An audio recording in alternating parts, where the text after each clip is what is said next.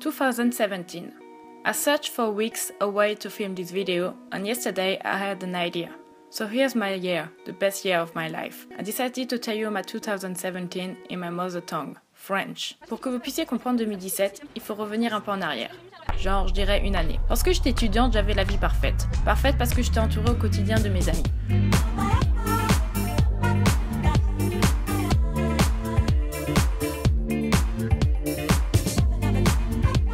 Mais un jour, tout cela s'est arrêté. Je vous en ai déjà parlé dans une vidéo sur ma chaîne, mais en clair, le projet que j'avais préparé depuis un an est tombé à l'eau au dernier moment. N'ayant pas de plan B, je suis sortie de fac avec un bac plus 3 et je me suis retrouvée en usine. Janvier 2017. Certaines personnes disent que j'exagère lorsque je parle de cette expérience, mais je n'exagère pas.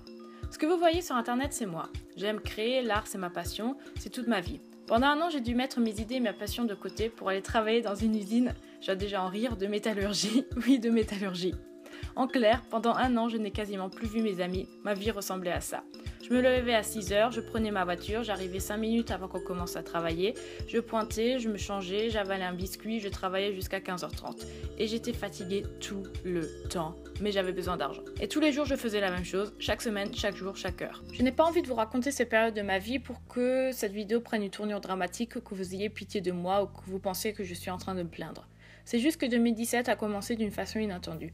J'étais complètement perdue, je ne savais pas quoi faire de ma vie. Aussi paradoxal que cela puisse paraître, cette expérience a été une des meilleures de ma vie. Février 2017. En février, j'ai décidé de faire ma demande de visa pour l'Australie. L'Australie, ça ne m'a jamais intéressée, je ne savais même pas ce que j'allais faire là-bas, ni pourquoi j'allais aller là-bas. Je ne savais même pas où était Melbourne sur la carte. Mais il fallait que quelque chose change dans ma vie, et vite. J'avais l'impression que si j'allais partir à 12 000 km, je pouvais mettre mes soucis derrière moi. Entre février et mai, je suis allée à Milan et j'ai eu l'occasion de retourner dans 2 de mes villes préférées. Berlin avec ma meilleure amie Eva et Barcelone toute seule. Mai 2017. Le 23 mai, j'ai quitté ma petite Alsace pour partir à Melbourne. Je me souviens que lorsque l'avion a décollé, j'ai pleuré et je me suis dit enfin. Enfin, après une année de doute et de remise en question, je vais faire quelque chose.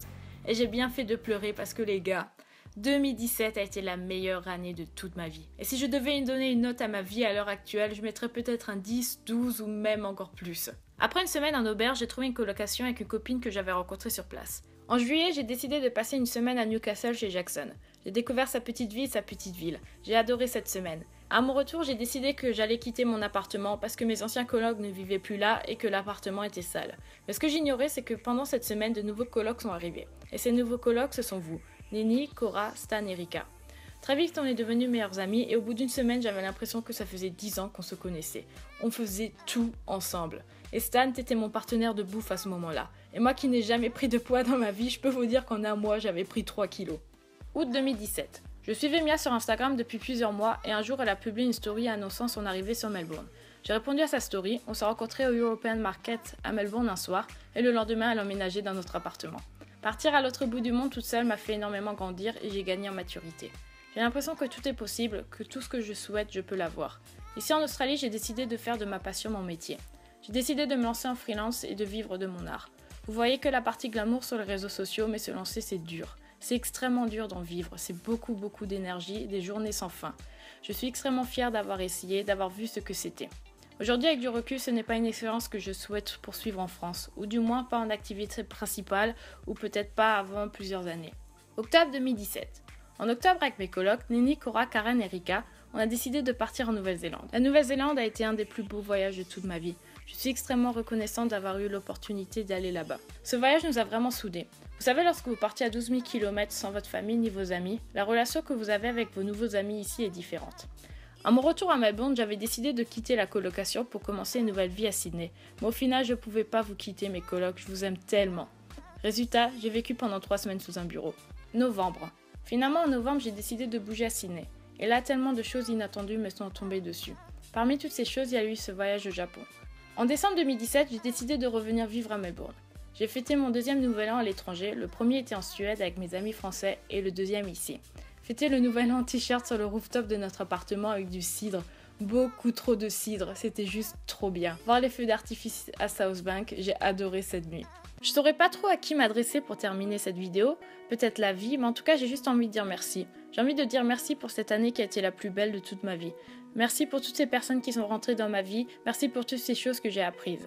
J'ai appris à avoir confiance en moi, je n'ai absolument plus peur du jugement des autres. Cela peut vous paraître anodin, mais par exemple vous pouvez voir qu'aujourd'hui je parle sur ma chaîne YouTube et j'ai même pas peur de parler en anglais avec mon accent français qui est un accent français.